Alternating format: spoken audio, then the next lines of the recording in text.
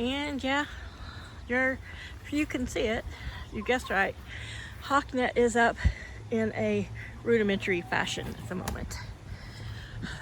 Paul was sure he only got one that was 50 by 50. I haven't gone back to look, but we have a lot of excess here on the side. And we're not going to cut it because that can, from what I've heard, can have adverse effects to it if you don't tie it off. So what I'm going to do, not today, maybe right here I will, all this excess, I'm just going to roll it up and affix it to the posts. And then if we need to ever reposition it, stretch it out, or I don't know, we've got this excess. But we're thinking, Paul, on the other side of where you see this post right there, Paul's going to put another one in. They're 18 feet tall, and he cut probably 5 feet off and put it down a little over 30 feet in the ground. It's right at 3 feet in the ground, so I'm not going to do the math. But it started getting hot, and we had been out here for like 3 hours, and I got underneath it trying to get it around the corners of things. And I'm not a claustrophobic person, but I felt I can't understand the horror of a tuna in a net, because I was getting like, it was catching on everything, in the corner of my pockets, my ponytail, my watch, everything. So anyhow, before we killed each other, we at least got it pretty much at least 4 feet to 5 feet off the ground so that I can walk under it. And these guys, of course, nice, were walking on top of it. Luna at one point got her comb and her beak tangled in it, and I had to get her out without being, and Laddie was being all protective and crazy about it. But anyway, we could probably readjust it this way, but because everything's at a weird angle, it's not like you can go from the four corners. But there's excess on this side here too, as you can see. And that far end, we may get a small net to put on just that end, but I think what there's a couple of umbrellas that we can mount to the ground so that they have some extra shade out there, but I don't know. Paul's jabbering about it, but see, like here's a place that ripped. I thought it would be a thicker gauge. It's not, but yeah, it's tangly. So anyhow, they can't fly out and nothing can fly in, and that was the important part. And we've still got those two big posts. And I'm thinking at 18 feet, if he cut them in half and puts them in, he cuts them exactly in half, you know, that's 9 feet a piece. Put them in 3, and I just want at least 6 feet. That way we can both walk underneath it. But I, at one point, had to lock everybody up but Moira, because everybody else was getting on top of it and getting under it and doing all kinds of, you know, getting themselves tangled. The last thing I wanted to do was have to, you know, wrestle my own chickens out of it. But so it's up, and this, we just threw this over the edge. When the shade comes, and I'm back in shade this evening, I'll come out and get stuff. But you can see from the clover stuck in it, everything, it would catch and hang up on everything, every blade of grass, everything.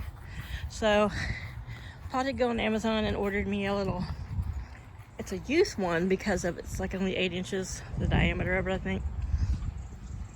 But it's a little push mower, and I wanted the smaller one because I have like behind that little shed, the little 3-sided shed, and there's places I need it to be a bit smaller, like between the posts back there and the fence, so that I can maneuver it around. And it's just strictly for this yard and the little bit of area up front by the flower garden, which I weed eated it down, but it like almost took my whole battery. And to me, weed eating, you can't really get it even. I'm not the best at weed eating anyway, but there's everybody running around playing, and they've been having a good time dust bathing there in some of the excess clay and dirt. Where you see that the brown chicken just walked over. Paul started to put the post there, but he was hitting the old driveway. It was just all gravel and asphalt down deep, so he went a little further out, and that worked. And he used a post hole digger, but it took a lot of effort. But that's how he wanted to do it. So I'm sure I'll be going through here with my little green ties and fine tuning, you know, bringing the hawk net upwards higher. Like, they're slow. None of them are gonna, you know, get into it there, but I can't really walk under it without it dragging and catching my ponytail. But it's up for now, and he just texted me this morning. It's like, where do you want these posts? I'm like, I'm not even out of bed. He probably stayed up all night. He's trying to keep his schedule, his work schedule, you know, up all night, sleeping during the day, but that doesn't really help me much. So he stayed out here till almost noon. I was out here with him from 9 to noon a week. In those 3 hours, we got it all pretty much tacked up temporarily just to be able to have it functional and nobody getting tangled in it.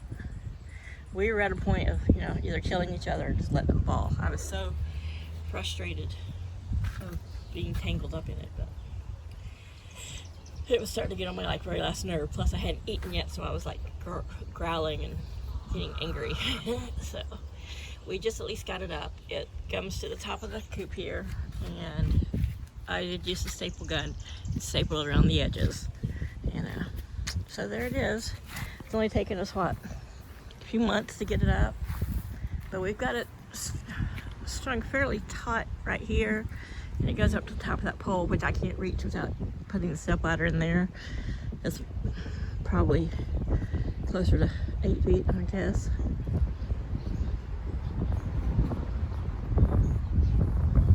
But anyhow, we had to put some of the green posts in. We had to use this big drill to drill into the ground, and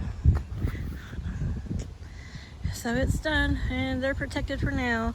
I think what motivated Paul is kept seeing the buzzards. The buzzards love to hang out on top of that house right there. Too bad they don't eat people. That's horrible. And it looks like Paul stepped on some of my wildflowers, which it wasn't necessary for him to get himself that tangled up, but anyway, you can see all this excess. I'm not gonna mess with it now. The clouds hiding the sun right now. Hopefully we'll get some sprinkles, though we're not supposed to have rain for the next 5-6 days. But anyhow, the hawk net's up. I'm just gonna walk around and take a peek at the garden. Chaos is partially deaf, or getting deaf, and this morning Paul found him, came out, and when he saw Paul, he ran out, but he was sleeping under the car, which makes us very paranoid because that's what Luna did.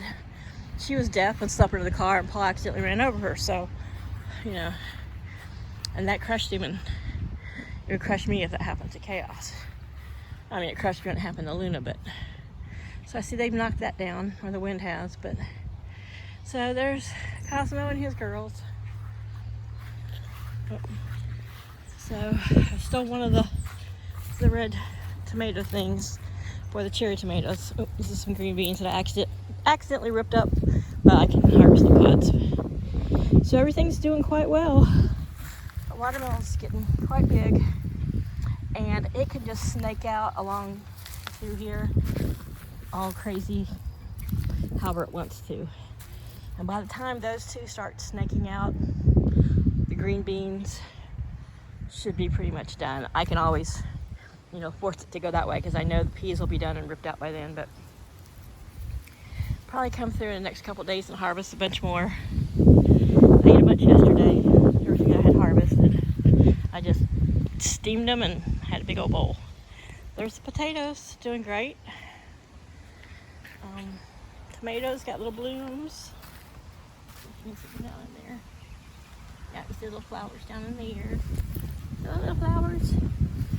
That's the a tomato called Jet Star. That one's the cherry tomato, which I'm trying to remember what it's called. Tomato Rapunzel. So anyhow, and if the watermelon want to come this way, they can. But you know, I haven't really pulled any of the grass or anything that's grown up through the little holes where this was planted last year with peas.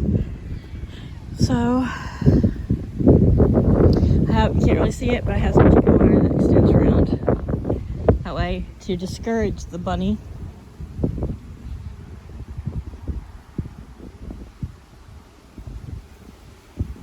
So everybody seems to be doing their own thing. I don't know why Marigold's sitting over there by herself. She just must be comfortable. Laddie just finished covering her. He really likes to cover her, and she doesn't lay eggs anymore. But I mean, I'd love it if she laid an egg back here. I'm waiting for Moira to start laying. You got a comfy spot? Yeah, he can't mess with you back here. You can pretend you're sitting underneath the grass. I noticed there's a Monster Energy can down deep under there. We don't drink Monsters, but who knows how it got back there, how long it's been back there. That grass was really tall, and they pretty much tamped it down, doing their thing. But Miss Luna, yeah, she got a wing and her little head caught in the hawk net, and she was so in a fit. And when I picked her up to get her loose, she threw a fit because I picked her up, and Laddie came running, but luckily the way it was drooped down, he couldn't get to me. But they seem not to mind. They seem to notice it, and I noticed when he jumped up on top of the pavilion a while ago, he kind of had he was like, hey, this is touching the top of my head. But there's really not an effective way to attach it to these things. These things have a little groove on top, which should hold it, but as long as I can't get out and nothing gets in, I'm not going to care what it looks like, really. It's a hawk net. And that's his opinion. So, okay, this is enough of chickens and hawk net and garden. Just showing that I did finally get it up. And like I said, this evening I'm going to come through here, and all the excess I'm going to roll it up like a little tube and secure it with little zip ties, and we'll go from there. All right, guys, have a great weekend. Bye for now.